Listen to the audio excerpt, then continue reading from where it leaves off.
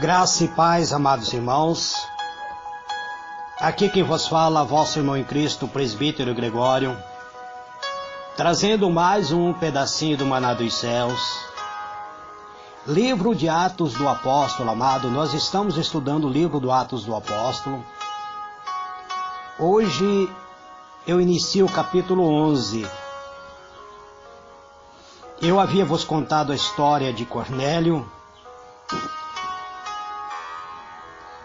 o centurião que era gentil e foi convertido ao Senhor Jesus. Eu vos contei que Pedro desce a Cesareia, na casa de Cornélio. Ele obedece à voz do Espírito de Deus. Ele tem uma visão e desce para a casa de Cornélio, e lá ele prega o Evangelho de Cristo. E antes mesmo que Cornélio aceitasse a Cristo, todos eles foram batizados com o Espírito Santo. Hoje eu quero vos falar as consequências da pregação de Pedro, o que ocorreu logo após ele retornar para Jerusalém. A palavra de Deus diz que Pedro teve que dar explicação perante a igreja em Jerusalém. Diz assim o versículo 1, nós estaremos lendo esta passagem, um pouco extensa, amados, vai até o versículo 18, eu vou ler para os irmãos entenderem. Ora, ouvindo os apóstolos e os irmãos que estavam na Judéia, que também o gentil havia recebido a palavra de Deus. E quando Pedro subiu a Jerusalém, discutiam com ele o que eram da circuncisão, dizendo: entraste em casa de homem circuncioso e comeste com eles. Pedro, porém, começou a fazer-lhe uma exposição por ordem, dizendo: estava eu orando na cidade de Jape, e em êxtase tive uma visão. Descia um objeto como se fosse um grande lençol sendo baixado dos céus pelas quatro pontas, e chegou perto de mim. E fitando nele os olhos, e contemplava, e vi quadrúpedes da terra, feras, répteis e aves dos céus. Ouvi também uma voz que me dizia: levanta-te, Pedro, mata e come. Mas eu respondi: de modo nenhum, Senhor, pois nunca em minha boca entrou coisa alguma comum e imunda.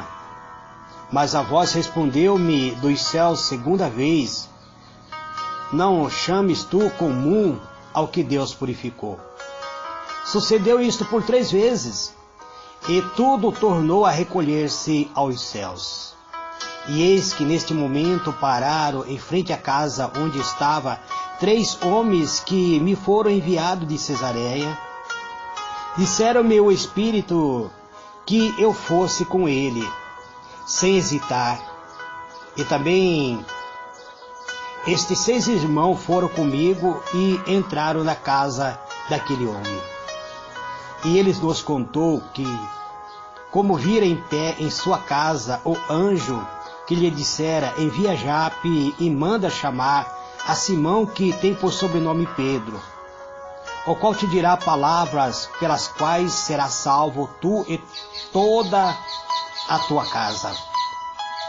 Logo eu comecei a falar. Desceu sobre ele o Espírito Santo, como também sobre nós no princípio. Lembrei-me então das palavras do Senhor, como disse: João, na verdade, batizou com água, mas vós sereis batizados com o Espírito Santo. Portanto, se Deus lhe deu o mesmo dom que dera também a nós, ao crermos no Senhor Jesus Cristo, quem era eu, para que pudesse resistir a Deus? Ouvindo eles estas coisas, apaziguaram-se e glorificaram a Deus, dizendo: Assim, pois, Deus concedeu também aos gentios arrependimento para a vida. Muito bem, amados, eu fiz uma leitura extensa para trazer uma mensagem que eu gostaria de explanar nesse dia de hoje. Vimos que Pedro havia pregado o Evangelho na casa de Cornélio. E antes mesmo que ele encerrasse a mensagem, a sua pregação, o Senhor Jesus derramou sobre os ouvintes que estavam atentos ouvindo a palavra de Deus, o Senhor Jesus derramou sobre ele a presença gloriosa do Espírito Santo. E eles começaram a glorificar a Deus em línguas estranhas. Pedro não teve dúvida de que Deus estava salvando o gentil. Então também concedeu o batismo nas águas. Mas ele retorna agora para Jerusalém, que ele ficou sabendo que os irmãos já haviam ouvido falar que Pedro havia entrado na casa de gentil e pregaram aos homens ali que estava reunido.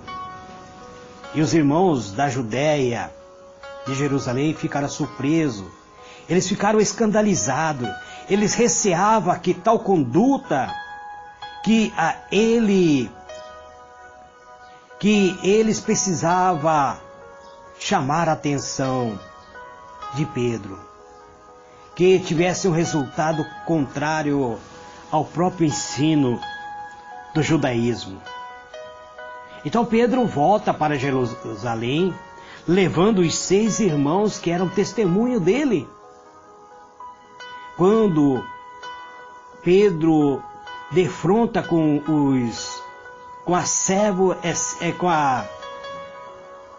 a severa censura que os irmãos estavam lhe chamando a atenção, os irmãos diziam para ele: você entrou na casa de homens incircuncisos, você comeu com homens impuros. Atos 11, verso 3. Então Pedro expõe todas as questões. Ele relatou a sua experiência com referência à visão. Nós vemos que Pedro diz que ele caiu em êxtase. Ele entrou na dimensão do Espírito, amados. Pedro alegou que isso o ensinaram a não mais observar a distinção cerimonial da circuncisão e a incircuncisão, bem como a não considerar os gentios como sendo pessoas impuras. Hoje em dias, amados, nós temos observado que alguns irmãos têm sido preconceituosos com outras igrejas. Eu já vi muitos irmãos dizendo: aquele povinho são imundo. Já ouvi muitas pessoas falarem e criticarem a religião de outras pessoas. E Pedro aprendeu aqui com esta visão que ele não deveria chamar ninguém imundo. Então Pedro contou-lhe acerca da ordem que fora dado para ele ir aos gentios, da vinda dos mensageiros, da sua viagem para Cesareia e do encontro com Cornélio. Relatou a substância de sua entrevista com o centurião, na qual este lhe contara a visão que lhe determinaram que mandasse chamar a Pedro. Então Pedro diz para os irmãos: quando comecei a falar, caiu dos céus sobre eles o Espírito Santo, como também sobre nós. Ao princípio, eu lembrei-me do dito do Senhor Jesus, quando disse: João certamente batizou com água, mas vós sereis batizados com o Espírito Santo. Portanto, disse Pedro, se Deus lhe deu o mesmo dom que a nós, quando havemos crido no Senhor Jesus Cristo, quem era eu então, para que pudesse resistir a Deus? Pedro deixa bem claro aqui, amados, que ele estava ouvindo e seguindo a ordem do Espírito de Deus, que ele simplesmente estava seguindo uma ordem divina, que ele jamais iria resistir a Deus. Então, quando os irmãos ouvem o relato de Pedro, os irmãos ficaram em silêncio. Não havia argumento contra a convicção de Pedro, de que a conduta de Pedro estava em direito cumprimento ao plano de Deus, e que seus preconceitos, que eles achavam que era o único povo que poderia ser salvo, ele se achava exclusivo, era inteiramente contrário ao espírito do Evangelho. Então eles glorificaram a Deus dizendo: na verdade, até os gentios Deus deu arrependimento para a vida. Atos do Apóstolo, capítulo 11, verso 18. Assim, amados, nós vemos que sem nenhuma dúvida, foi vencido o preconceito. O povo judeu se achava povo exclusivo. Eles achavam que somente os judeus poderiam ser salvos, que não havia expectativa de salvação para o gentio.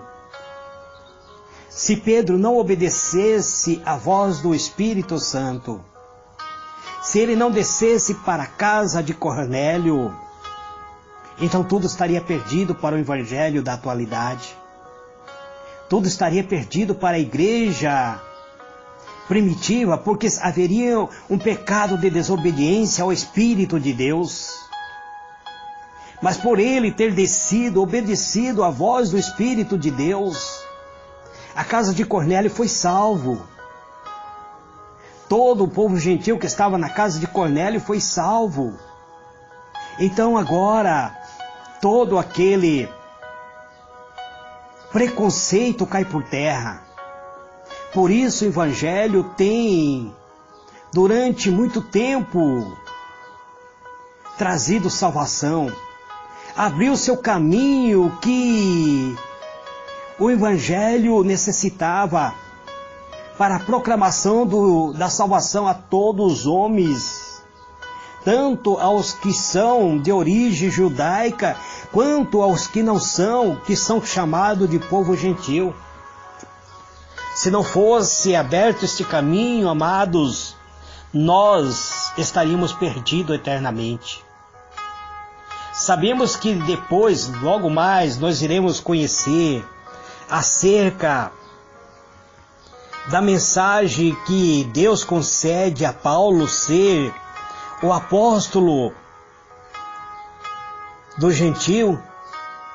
Iremos conhecer que Pedro foi enviado para ser o apóstolo dos judeus, mas Paulo foi enviado para ser o apóstolo do gentio. Por isso nós estamos estudando Atos do Apóstolo. Nós precisamos conhecer a história da igreja primitiva. Precisamos comparar a nossa vida da atualidade, se está de acordo com a pregação do Evangelho da antiguidade, ou seja, da igreja primitiva. Precisamos voltar a ter a presença do Espírito Santo atuando em nossa vida. Antigamente, amado, há quase 50 anos atrás, quando aceitei o Evangelho, havia nas Assembleias de Deus, onde eu congreguei por muito tempo, reunião de oração, onde as pessoas oravam 1, 2 horas de joelho. Hoje, nós não temos mais visto isso, amados. E quando não há oração, quando não há presença de adoração a Deus em oração, o Espírito de Deus se afasta. Nós temos visto muito pula-pula, cai-cai dentro da igreja, mas isso é o mover do Espírito de Deus? Nós não temos visto cura, irmãos. Não temos visto operação de milagre. Não temos visto as pessoas sendo batizadas com o Espírito Santo. Não temos visto o dom espiritual sendo operado no seio da igreja. Temos visto muita imitação dos dons. Isso eu tenho observado, amados, durante esses meus 50 anos de ministério, que muita coisa mudou. Por isso eu tenho trazido as mensagens do Atos do Apóstolo para chamar a vossa atenção.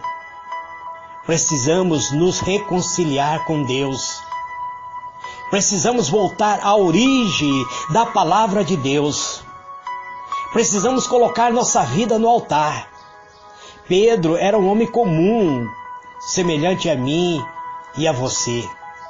Paulo foi um dos mais terríveis pecadores. Mas foram homens transformados, mediante a presença do Espírito de Deus.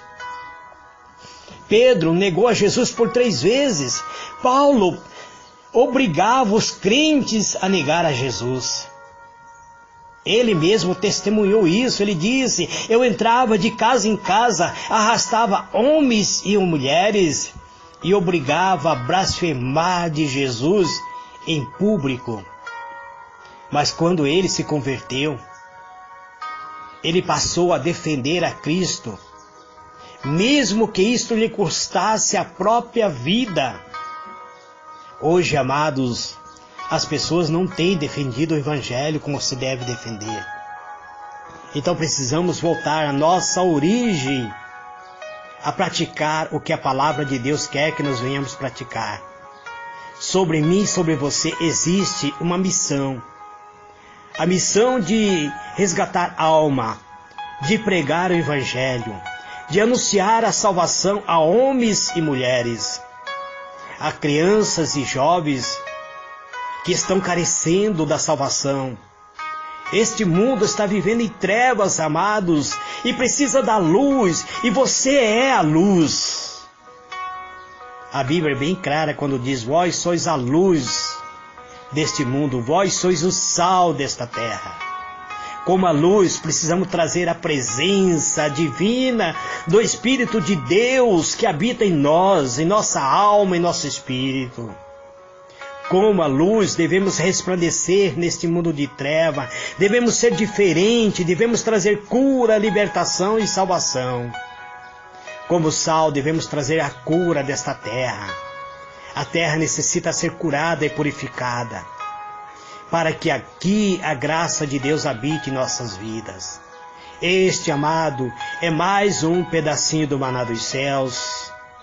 Eu gostaria de chamar a vossa atenção para orarmos, amados. O nosso presidente está hospitalizado. Vamos orar por nosso presidente. Existe uma grande catástrofe que ocorreu em Minas Gerais.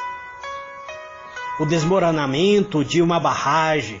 Vamos orar pelas pessoas desabrigadas, pelos parentes que perderam os seus entes queridos. Eu estarei logo mais entrando em oração e eu convido vocês a orarem comigo também. Este, amado, é mais um pedacinho do maná dos céus que eu trago nesse dia de hoje. Que o Senhor ilumine a vossa mente e vos conceda a paz. Fique na paz do Senhor Jesus. Amanhã eu estarei voltando a falar do versículo 19 em diante, falando sobre a igreja em Antioquia. Que Deus vos abençoe, amados. Fique na paz. Um grande abraço a todos vocês, em nome do Senhor Jesus.